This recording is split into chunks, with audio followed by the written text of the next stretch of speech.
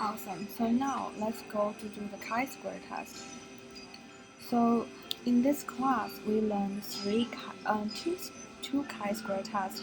One is goodness of fit. The other one is the test of independence.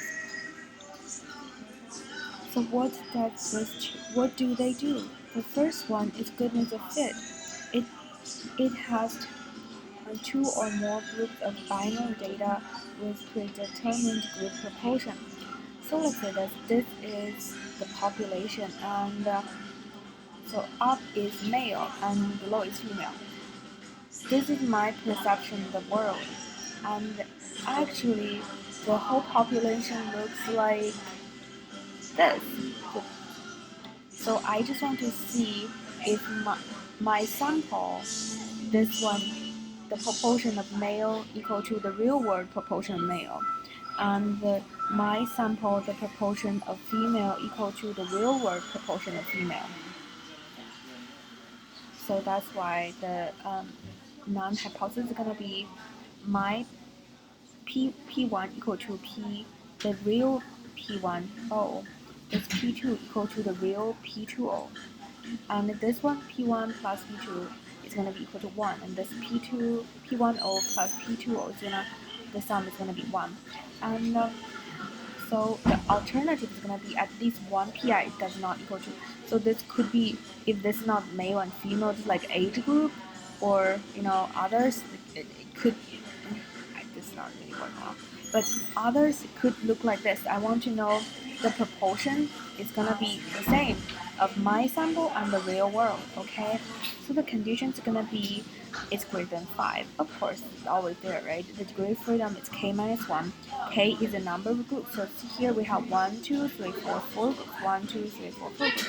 It's going to be 4 minus 1. It's going to be 3. And the stated command is going to be this one. This is the expected, everything here. And then note, this is the expansion of one proportion z-test. So when we're doing z-test, we're saying, is the population of is the proportion of something equal to 0.7? Then now we're testing it. So is the Q is the proportion of male equal to 0.7? We're testing if that's true, right? Here we're testing if the proportion of male is 0.7 and the proportion of female is 0.3. Actually, that's not really a good example because there are only two parts. Let's say if there are young, it's like small, medium, and big. If there are three groups, before we're just testing if the small group equal to 0.3. Now we're testing small equal to 3, and the medium equal to 0.2, and large equal to 0.5. So that's why it is an expansion of one proportion z-test. Now, from that side is done. We're just gonna have an idea of the test of independence, right? Independent is, so let's say this is bios the student and this is like other student. This is not working. Okay, so this is the other student, right? And this is the proportion of people smoking. So I want to see if bios the students smoke more than the student in the other major. Okay, so if they are not, I want to know if smoking, what's the proportion of people smoking, if it is related to your major, like if you're studying bioscience or not. So that's the test of independence. So these two tests is really easy to distinguish, right? So we're just gonna collect two or more categorical trials, like biostats or not, smoking or not, right? So N for each trial level unknown. And so H naught is gonna be, so major and smoking rate is not related. Smoke or not and the major is not related. The H alternative is gonna be, well, maybe it is related. It's associated or something. So the condition still is expected, well, it's gonna be greater than 5. And the degree of freedom is this number. So this is the data code you're gonna use. I will post this slide after. So the problems here, some researchers collect information about residents from an area of nuclear leakage, and they want to know if the risk of a specific disease outcome is independent upon the disclosure of the leakage. So what test are we going to use here? It's going to be the independent one, right? The chi-square test independence. Awesome, you did it right. Yeah.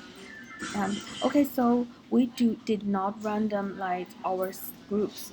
So it is observational study and all expected value is greater than 5. So A, we checked all the boxes for the condition, right? That's awesome. Now, here we are always just talking about, it's gotta be greater than 5. What if it's not greater than 5? We have one backup here. So that's gonna solve all your problem, all your concerns about what if it's not greater than 5. So here we're just gonna use the Fisher exact test. This is an alternative for all chi-square tests. It is same as chi-square test, except it's okay if it's smaller than 5 now. So this like savior if you don't have a big sample. So now let's do this. That biostatistics students smoke more.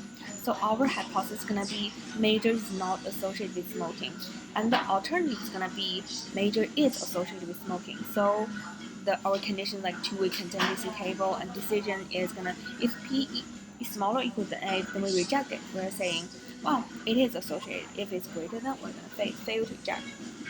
Sorry, this a is alpha is 0.05. So, excuse me.